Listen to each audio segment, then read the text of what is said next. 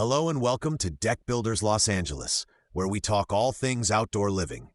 Today we're walking through what you should know before building an outdoor kitchen on a deck or patio. This is for you if you're dreaming about cooking, eating, and hanging out outside, but you're not sure what your structure can safely handle. Let's start with the most important point: weight. An outdoor kitchen is much heavier than a grill on wheels. You're adding counters, cabinets, appliances, maybe masonry, and all of that needs real support.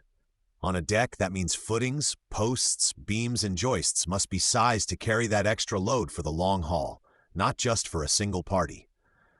On a patio, the concrete or paver base has to be thick and stable enough so things don't settle or crack under the island or grill. Next, think about utilities. Before you pick tile or doors, you want to plan for gas lines or propane, electrical circuits, and sometimes water and drain lines. On decks, we have to run those lines through or under the structure in a way that keeps them protected and accessible. On patios, we plan routes that won't get in the way of future work or tree roots. The main goal is simple. You don't want to tear everything up later because a line was added in the wrong spot. Layout is where most homeowners like to spend time, and it matters. Ask yourself how people move from the back door to seating, then to the grill and back inside. You want clear paths, not tight corners where guests and hot trays have to fight for space. We often pull cooking zones slightly away from doors and windows so smoke and grease don't blow straight into the house. On small decks and patios, an L-shape or straight run can work better than a big island that blocks traffic. Now let's talk surfaces. The area right under and around the grill needs extra care. On decks, especially composite decks from brands like TimberTech, we plan for proper heat shielding and non-combustible surfaces under grills and smokers. We might use a fire-rated pad or build that section with different materials so the structure stays safe while the rest of the deck stays low maintenance. On patios, we still think about grease, staining, and cleaning, so the cooking zone is easy to maintain over time. Shade and weather also play a role. In Los Angeles, sun can be strong, so many homeowners like a pergola or partial cover over the outdoor kitchen.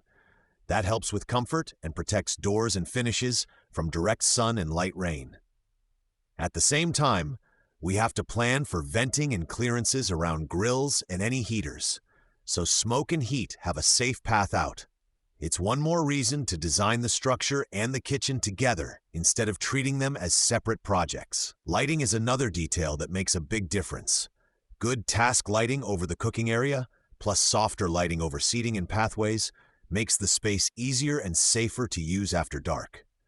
When we plan it during construction, we can hide wiring in posts, walls, and framing, so everything looks clean and is protected from the elements. If you're starting to picture your own outdoor kitchen, remember, structure first, then utilities, then finishes. That order keeps you from building a beautiful setup on a weak base. You can reach our team at 213-579-4440 or visit toughdeckbuilderslosangeles.com to learn more about our deck, patio, and outdoor kitchen construction services across Los Angeles.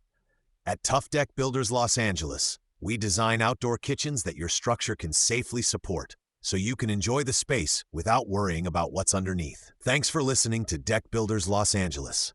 In our next episode, we'll talk about phased backyard renovations and how to build your outdoor space in smart steps.